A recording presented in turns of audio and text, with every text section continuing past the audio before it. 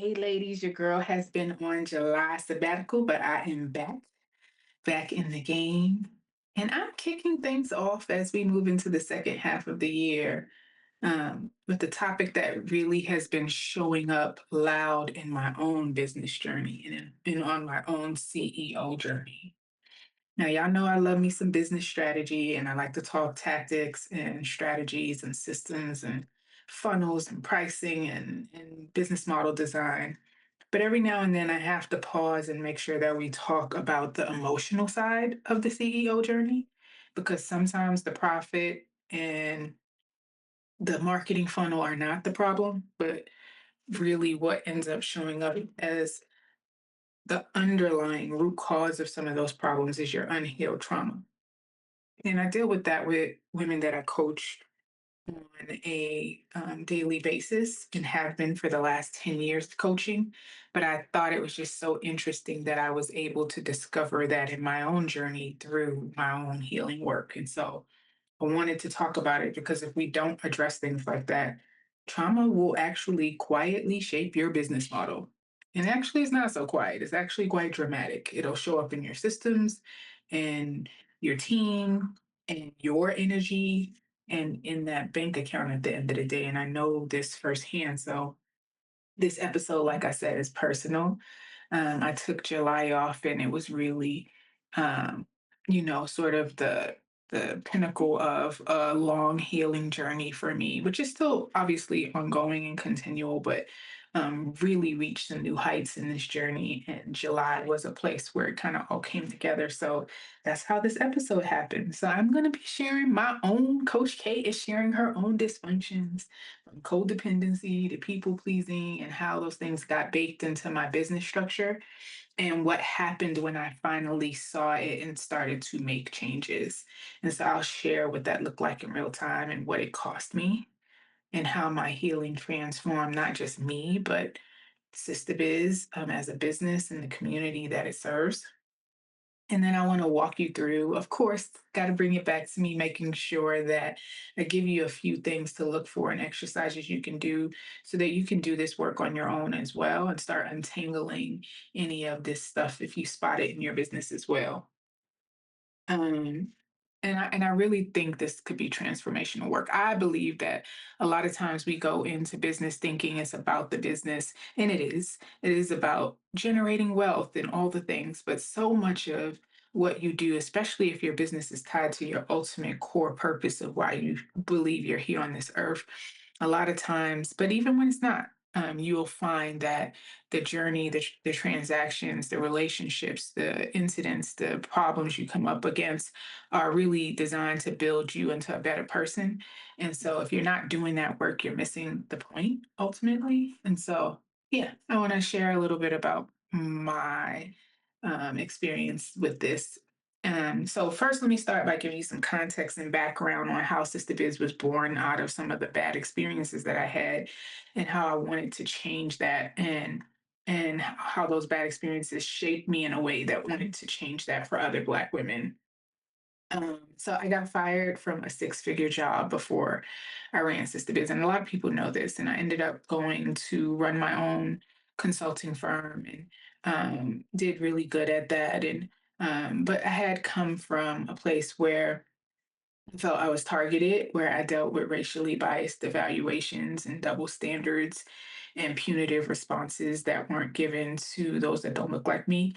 And I felt misunderstood and mislabeled as a Black woman, not only in that particular job, but in the workplace generally and in my life generally. And I know that a lot of you can relate to this because I talk to you every day. So, in my discussions with thousands of women, I hear this over and over. And that's kind of how Sister Biz got started because I felt that way. And then I wanted to create something that addressed it for everyone, for all of us. And so I was tired of being called intimidating and difficult and too confident and too direct, and really never ever having any of what I was doing being seen as excellence, but being actually attacked. And I felt the sting of pay gaps, as most Black women do. We are on the bottom of the pay gap coal, and I pay gap totem pole, and I carried invisible labor. just like many of us do. I have had to smile through or go off on, depending on the day, microaggressions and micro assaults in rooms where I had to lead or be a part of, you know, institutional initiatives. And so I was going through, I had, the same type of workplace trauma that I see a lot of my clients entering into entrepreneurship having. And in my relationships, in my personal life, patriarchy was definitely wilding out and having its way as it does with many of us. And I don't think we give enough attention to how badly patriarchy sets up some of the oppression we feel as women, because we're so busy trying to make sure that we address the racial and the black the issues that we deal with as Black people, that sometimes we forget that patriarchy really has done a job on us as Black women as well. And in our relationships, it shows up sometimes. And so I'm no different than the rest of the Black women I work with. That was my situation. And I had to heal from dysfunction all the way from my dad, all the way through my personal relationships, whether it was control or abuse or whatever the situation might be. I had I've had my share of painful fallouts with Black women, and that's the kind that really cut deep, because we really expect each other to be a safe space, a safe landing space for each other, and a lot of times we're not, because we're going through so much. And I don't want to make excuses for us, but we definitely, can cut deep, and it can cut deep that we're, hurting each other, and at times that happens. That's just the reality, and many of you can relate to that as well. And so, yeah, from my childhood to my experiences with other Black women to my experiences with Black men or in relationships to the workplace, life had done a job on me a little bit. And so by the time I made the decision to build Sistahbiz, I knew that I didn't want to recreate or support the status quo in terms of how organizations were treating Black women. And I wanted a space where other Black women were safe and where we were seen and understood and where we could work together without using each other the way that the world uses us. And so I wanted to build a place where Black women could essentially exhale, and where we'd find support on our founder's journey, and where we'd be guided through complex stuff with a lot of care and love, and where we'd have the tools to lead ourselves to wealth and to power, and really ultimately to freedom, not for just ourselves, but for the generations ahead, but absolutely finding that space for ourselves as well. And so that was the vision, and that was the heart behind Sister Business, still is, to be honest. But as I kept building, I started to realize something hard and something that I didn't see at first. Sister Biz is a safe space. And for many women, it has been a place to breathe and to grow and to be seen in a safe space to land. Like, many of our members will tell you that. Like, that is, that has been accomplished. But in some ways, it also became safe for the wrong things for some people. It became safe for wounds that weren't being worked on. It became safe for avoidance when hard things needed to be done, and our members or our clients or our team ran from those things. It became a safe space for my own unhealed trauma. And so I didn't even realize my trauma was taking its place in some of the structures or systems or behaviors or the culture that I was building. And it became a safe space for others to bring theirs, and instead of healing it. But it actually became a space where they could let their trauma sit and stay, or their fears sit and stay, or their places where they should actually be conquering, to get comfortable and not be progressing in a healthy way. And so the more I sat with it, by sat with it, I mean relationship coaching and feminine power coaching and reading a ton of books and seeing a therapist, a trauma specialist, and doing the work of my own trauma. The more I sat with and processed through all these things, holistic healing, I just did a ton. And I just spent like a 2 year journey of me, 2 to 3 year journey of me looking at this stuff. I could see that what I had built was starting to reflect the holes in me, because those holes were no longer in me. And now I could see that they were in my business. And so the fears that I had not fully let go of, the dysfunctions that I carried, um, I noticed how they were informing decisions that I made as a leader. And that ultimately I was at times making some of my leadership decisions from my wounded places. And so that's what I want to unpack a little bit in this episode and kind of tell you those specific wounded places or traumas that, I saw that happen in, and how you might actually see it for yourself and some of your business moves. And so let's unpack it. The first kind of trauma or space where I could see that things weren't quite right in terms of the place that my decisions and my structures and my business model was informed from was codependency and abandonment. They were definitely running the show in Sistahbiz, and I didn't even realize it. It was shaping my decisions, um, and it wasn't loud and obvious because I am a business coach, and I am, pretty decent at, building businesses, obviously, and making leadership decisions. I have a long history and a couple of decades of leadership experience. So it wasn't as obvious as maybe it would be for a more novice, young leader or CEO, but it was there once I dug deep. And so things like I was building jobs around people just to make sure they had a place on the bus because I really had grown attached to those folks, or I believed that, I needed to be loyal to them, whether it was family or friends or people that I'd known for a very long time. And letting go of systems or processes for some people that I believed and knew in my heart because of the work I do and because of my expertise. I know these systems work, but I was kind of compromising on them because folks didn't want to use them. Now, if you talk to my team, especially many of the team members in the past, they would say, when? When did she let go of systems that I believe in? Because it wasn't super obvious. Again, it happened here and there. It wasn't something that was super prevalent, but it did happen where there were people who didn't want to use systems or talk me out of using certain systems or wanted to use their systems and took down my CRM and put up theirs. And then I had to deal with it when they left and stuff like that. And so I didn't have it running rampant because I typically would learn my lesson in those spaces, but it did steal time and resources and money when I went through that stuff and went against my gut. Giving people second or third chances. And not because it made business sense, but because it made me feel safer. It made me feel less like the merciless or combative or harsh person that I had been used to being labeled as.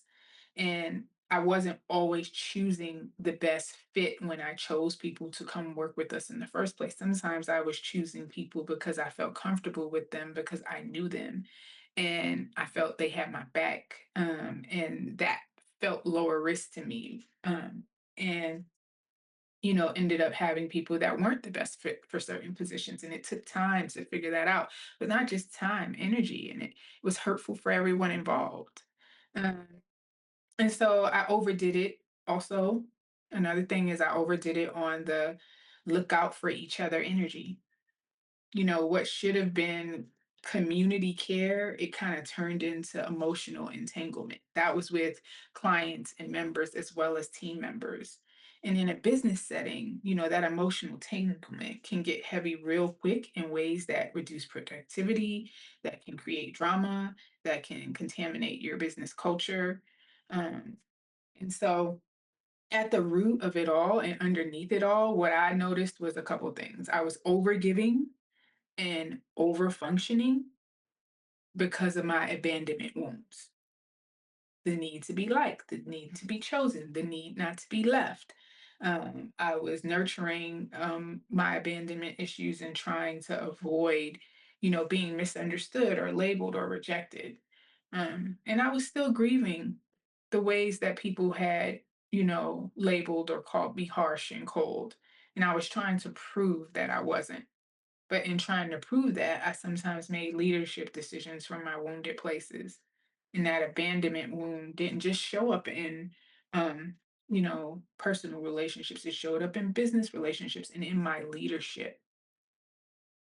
And the bottom line for me here is that, you learn, you live and you learn, but when you're operating from a healed place, you're less likely to run into those or make those decisions that steal your time and your resources and make the journey harder for you and everyone else involved, and make it harder to create a successful business that is actually not burdensome but freeing you. And so, you can do the work over time or run from the work over time, but you're going to see it show up in your business.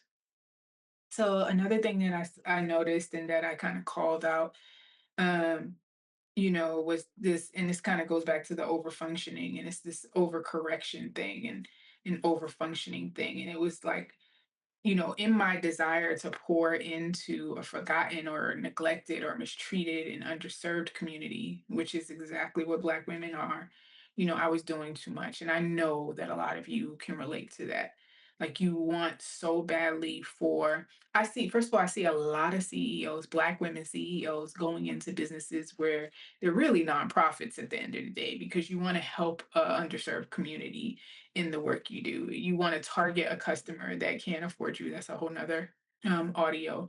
But you have this heart for your community and for this purpose work, with good reason. But sometimes it leads to you not really being able to generate profit or run a successful business because you're trying to pour into this community and doing too much. And so for me, I noticed I was doing too much. I was doing too much for the women, for them, and and more than sometimes the women would do for their own businesses. And I'm keeping it real with y'all. I'm keeping y'all all the way 100. We have amazing members in Sister Biz, and we have had a lot of women come and go and have struggled with some of these problems. And this is not shade, this is truth. More often, I was pouring into enslaving over their business when they weren't meeting the benchmarks and the deadlines and the milestones that we put together for their business. And so we gave away and still do. We give away a lot of resources and time and tools and coaching and strategy through Sister Business nonprofit to women who sometimes just didn't take advantage of it, didn't follow through, didn't appreciate it, actually in some ways resented and pushed back and attacked and fought us when we were trying to help. And I'm not telling you this to play the victim or shade anybody. I'm telling you this to tell you that what I have learned is that I created this. I created a space that was incredibly nurturing, yes, but one that didn't require reciprocity, didn't require acknowledgement of the fact that this network and this nonprofit and this sisterhood was also a small and struggling, growing organization trying to sustain itself.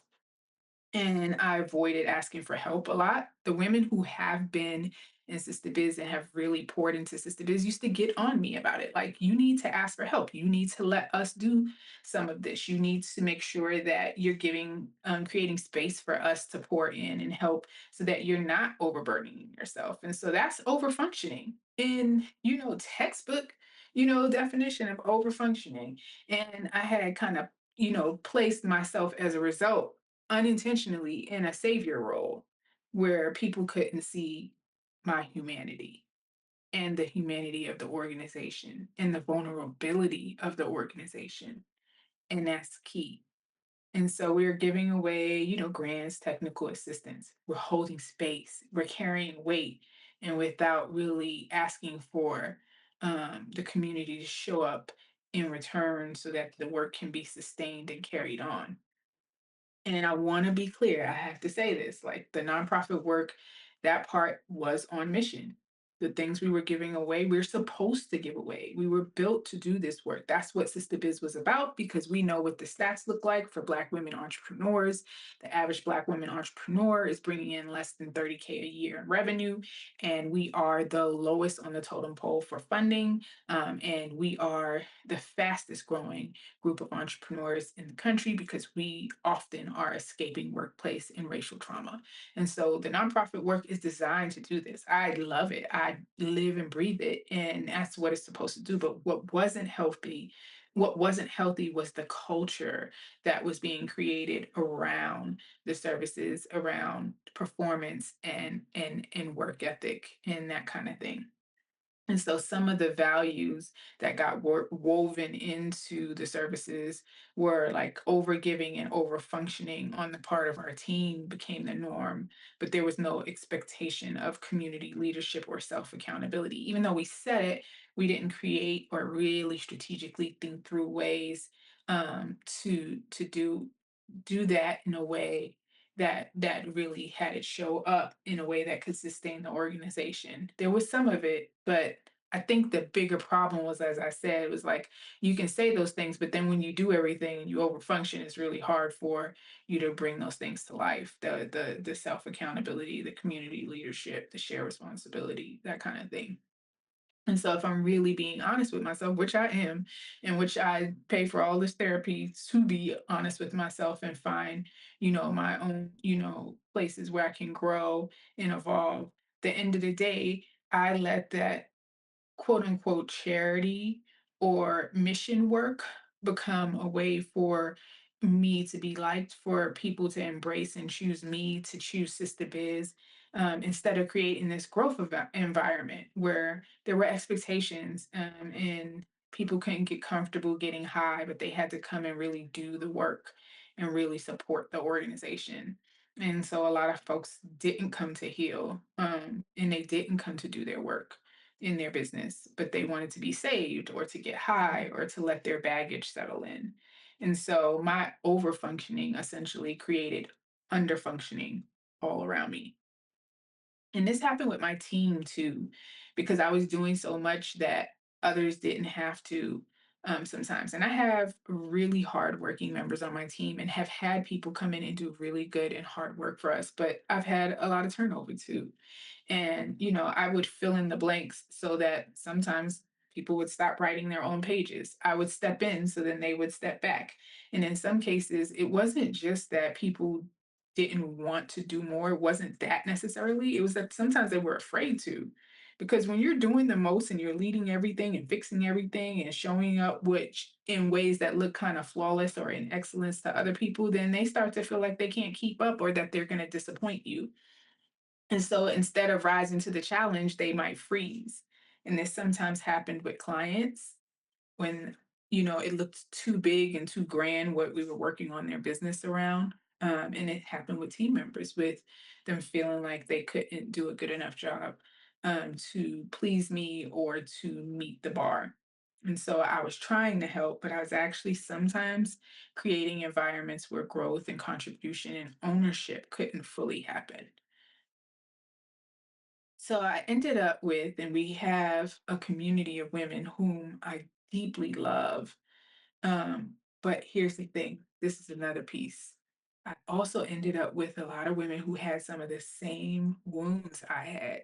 And so you need to know what your wounds are going into your business because you're likely going to attract, people with the same wounds or people who are going to hold a mirror up to your wounds. And because I hadn't yet done the healing work of my own wounds, it's a ongoing, continuous journey, that has evolved since then. But early on, a lot of these wounds were, real deep, and so because I hadn't healed my wounds, um, a lot of times members and team members and business relationships that I had, a lot of times those folks weren't coming to do their work or heal their wounds either. And they were coming to find a safe space that let that baggage live and breathe. And I had to get real with myself that it wasn't their fault, it was me. And I had created a business model that made my dysfunctions comfortable and allowed them to thrive. And so I just want to encourage you, um, to think about if any of this feels like stuff you're going through, because while you're over here trying to fix like and find the right customer or figure out why you have customer drama or team drama, sometimes that answer is just right sitting in you around your own trauma and your own drama that's internal. And so I want you to, think about a few things and let me know in the comments if you're experiencing any of these. But some of the signs that, your unhealed trauma might be sitting right in your own leadership chair. Um, could look like you have abandonment wounds, and so you overgive or you overfunction or you avoid enforcing boundaries because deep down you're scared people will leave if you stop being everything to everyone. If you've experienced betrayal or trust trauma, you might try to control everything or refuse to delegate or avoid hiring because you don't believe anyone will show up for you or protect your vision like you, or, um, you know, you don't want to deal with some of the things you deal with in your workplace background. Maybe if you experience emotional neglect, you might create a nurturing space for others, but forget to ask or require anything in return. And maybe you build a community that pours out and not back in. And a lot of us carry like angry Black woman trauma or identity rejection and labeling. And so you might shrink in your leadership or over accommodate or avoid hard conversations because you're trying to prove that you're not mean, you're not difficult, you're not too much. And definitely for our women who have experienced childhood instability or family dysfunction, that could easily look like and show up in your business as overwork or overbuilding or overcompensating because somewhere in you, survival still feels like the assignment, even when it's not. If you have been overlooked or underestimated professionally, you may perform perfection. You may lead at a level that's intimidating to others or unintentionally shut down collaboration or contribution because no one thinks they can match your pace. I just want you to see that some of these things come from the very traumas and mistreatment that we have gone through as Black women in this country, but we do have the power to do the trauma healing work. And so this is not about shame. It's actually about self awareness and about strategy and about healing. An opportunity for you to free yourself from some of these things because while they may be hurting the business and hurting the people that you're interacting with, they're mostly hurting you. And here's the opportunity for you to, level up, heal yourself, and allow it to lead you to more joy and more success in your life and more freedom in your life. And so your trauma may not be your fault, but it is your responsibility to stop letting it run you and your business. So I'm going to wrap up with a couple of quick exercises that you can check out and try. And if you have a therapist or a mentor or an executive coach that can help you think through some of these things and serve as a thought partner with you on these, that'd be good. Or call your business bestie and Sistahbiz. But one is self auditing your business relationships. So, really taking inventory of the key people in your business, the team, the clients, the collaborators, the partners, and asking yourself, am I nurturing? Am I managing or am I enabling? Have I built around their comfort or have I built around the company's goals and mission? And then who in my business life really reflects my healed self and who might be connected to an unhealed version of me? So do some thinking and journaling around that in a self audit. Another exercise you can do is journal about like what would a healed CEO do? And so just pick a recurring frustration in your business, and maybe it's a boundary being crossed or an underperforming team member or your own avoidance of visibility or conflict. And then ask yourself and journal about like what decision would a healed version of me make about this? Um, and what keeps me from making that move today? And so, really taking a look at that. I actually have one more exercise I think for you. Yeah, I want you to think about two or three areas in your leadership that need healing or growth, or in your mindset, and just with you generally that need healing or growth, and then draw a line from each one to a business result. And so for example, healing my fear of being disliked looks like setting clear of boundaries with clients. Working on my scarcity mindset helps me to set more effective and healthier pricing. Addressing my trust issues.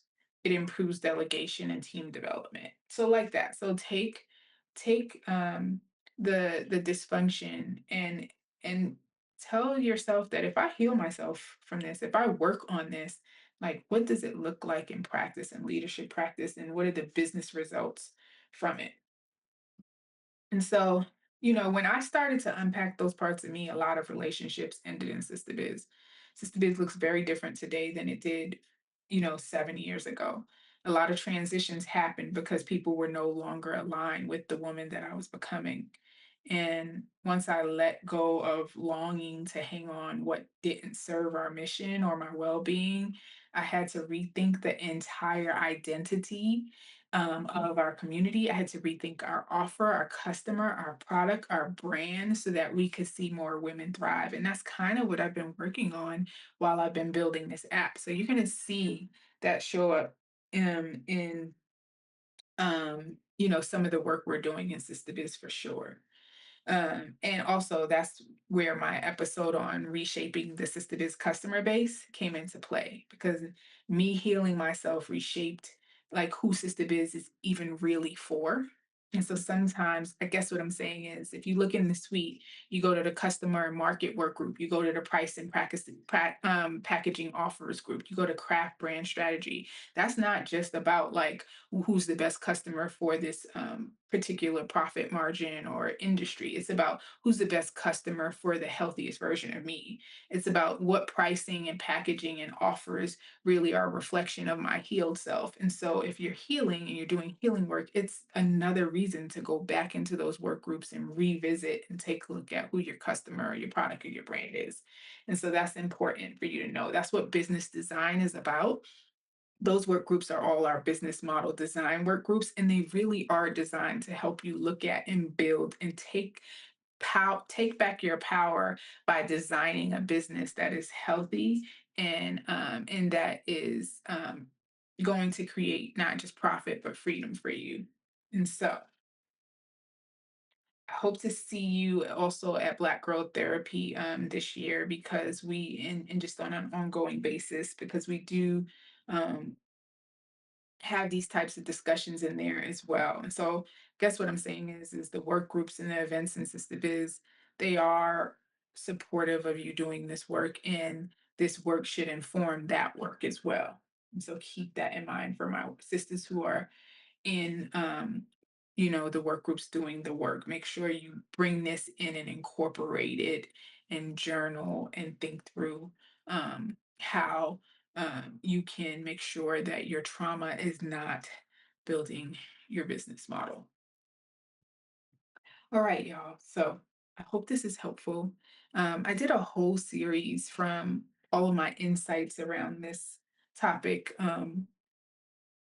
in July when I was off. And so check out the other episodes. I think there's two or three more episodes that kind of feed into um, this topic because I felt it was so important. I felt that